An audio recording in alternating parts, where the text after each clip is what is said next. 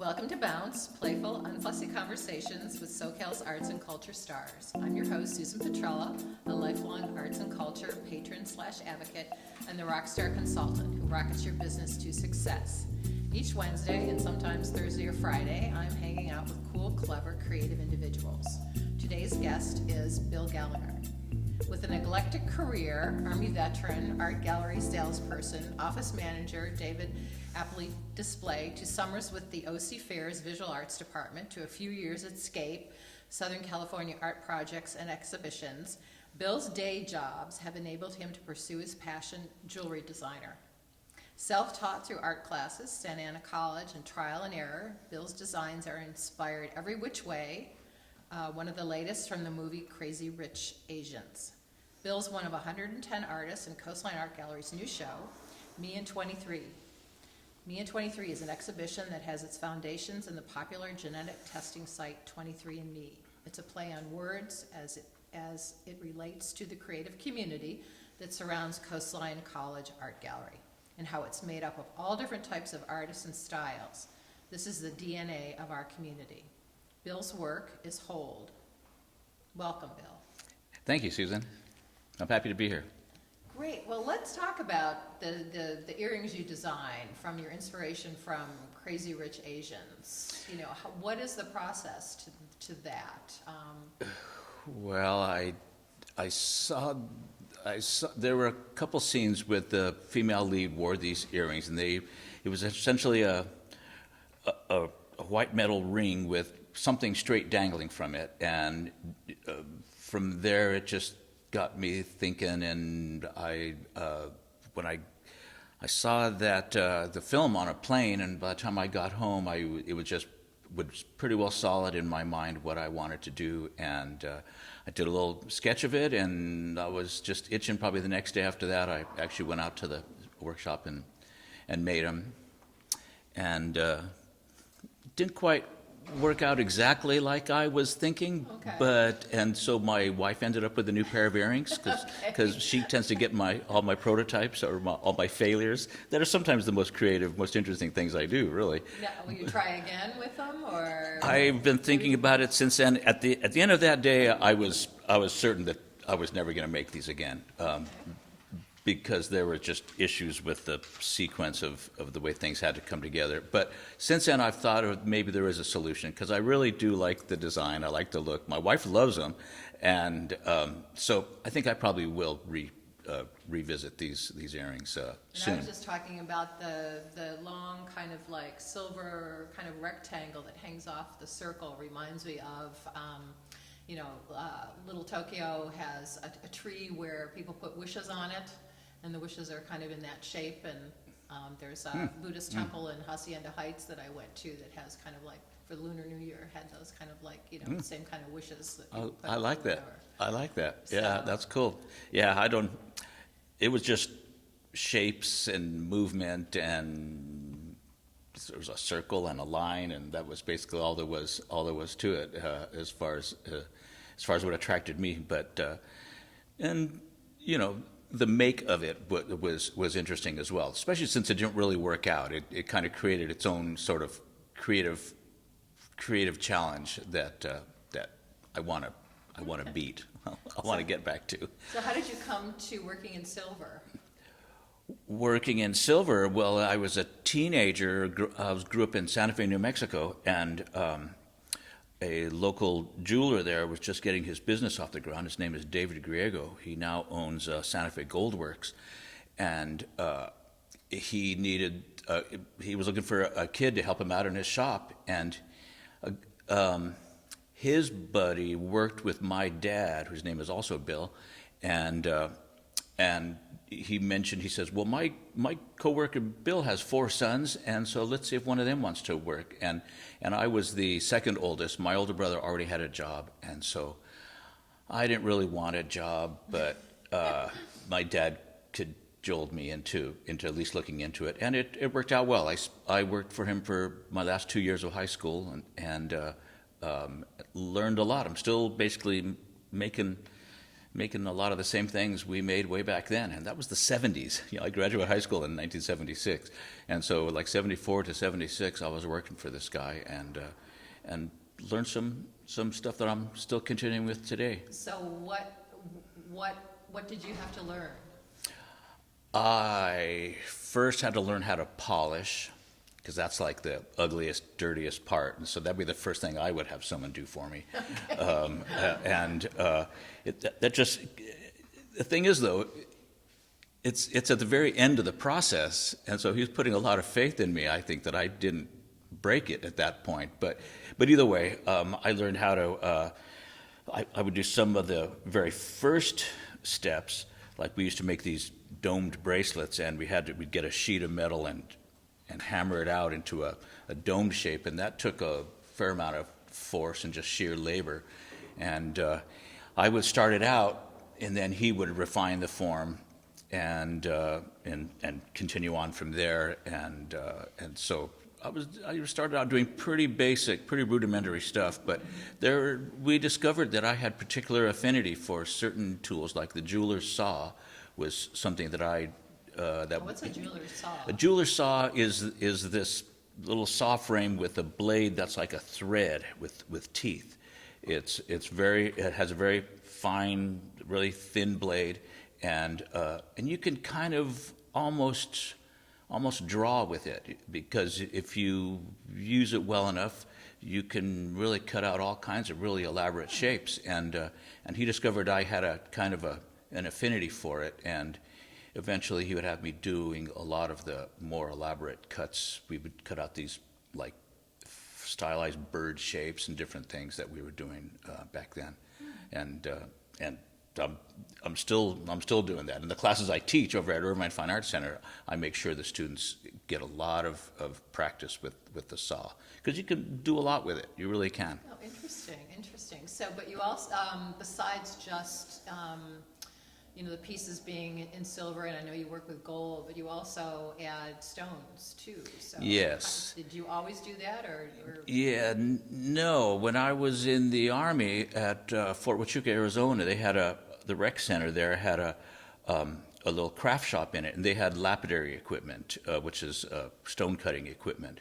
I had never done anything like that. We didn't do lapidary work at David's shop in Santa Fe, and so I bought some rocks and learned how to cut them on this little diamond saw, and you grind it to shape and make it smoother and smoother and polish it, and then you can make your own shapes. I couldn't afford to buy a lot of cut stones, but I could afford to buy like rough rock. Okay. And then I could have a lot more freedom making unusual shapes. A lot of commercially cut stones tend to be oval or round, and I wanted like a slanted triangle or a teardrop shape or something like that. Okay. And so I got big into lapidary work for the next for the next 30 years, and would go to all the rock shops, go to the Tucson shows every year, every February, and search for that different color. Is there a favorite stone or rock? Yeah, there's a material called chalcedony, which is a quartz stone. Chalcedony is a large group of stones, but there's this blue variety that's particularly elusive and hard to find, and I have a bunch of really low-grade blue chalcedony as I've slowly but surely over the years found my way to the better sources and found some really, really fine material from Namibia is where the best stuff is mined in. And it's just this beautiful sort of translucent, sort of gray, purplish blue color and it's very hard, takes a really good polish, and it's just a gorgeous color. That's my favorite. If you conceive of a design, do you go into your workshop then and everything's kind of like there and you just pull pieces together, or do you have to then, go in search of, whatever you might need? Yes. Or is it kind of a combination of both? It's a kind of a combination of both. Sometimes I have a real solid idea that I want to make, but other times I don't. Like when I was more productive, doing a kind of more productive work or production work, I would just sit down and cut up a bunch of stones, and then mix and match with maybe commercially cut stones, and then eventually, come up with ideas. And there was a time when the stones and the colors were definitely dictating the shapes, always looking for that perfect color combination and different patterns. And there was one show I did at the Santa Ana College several years ago where I did nothing but black and white and gray stones, and probably made 20 pieces using just black and white and gray stones with different patterns, and that was kind of an interesting challenge, really. But, yeah, I can see that, because curators have an idea like, Cloud9 or 23andMe, and you kind of have to figure out just, what you might show in that, and it kind of challenge you. Yeah. Kind of creatively, too. Yeah. Oh, yeah, for sure. I had a gallery in the Chicago area in Evanston that sold my work, and there was a couple years there where it seemed like everything I made was combining green and purple stones. There's this stone called sugilite. That's another very favorite stone. That's purple, beautiful purple material, and I was looking for uses for that, and purple and green just look good together with maybe a white moonstone in between them, something like that. I did just a ton of purple and green stuff. It was like the late 80s and maybe into the 90s. So there's trends too, so that in jewelry and what people, and colors, the Pantone comes out with, I think you're probably right. Colors or whatever, and interior design, a lot of beige here in Orange County. Like, okay. Yeah. I don't use a lot of beige. A little bit of beige, but not like too color. much. So you're teaching now, you said. You're back to kind of like teaching, and yeah. And do you like that? Yeah. Fun to be back? I think I like it. It's kind of a new stress because it's like a job. I'm responsible to these people and to my students, and I get kind of stressed because I want to I guess entertain them as well as teach something. But yeah, it is good. It's a new sort of creative angle that I wasn't really expecting, really. But it's going well. It's a nice extra little bit of income, and I'm meeting some people, and yeah, it is interesting. Yeah. So all in all, yes, okay. I do like it. Okay. Whether I'd call it fun or not, I guess there are fun elements to it. I guess I get all stressed on my classes are Tuesday morning, and so Monday nights are always really kind of sleepless for me when I'm really thinking about class. Wednesday morning is when I get stressed about my podcast. Yeah. Like, oh my goodness, what am I going to ask these people? Right. So there is that, and I've been sort of I quit my last job 5 years ago, and so I've been answerable to nobody but my wife over these last 5 years, and so that's been like the big transition for me. Yeah.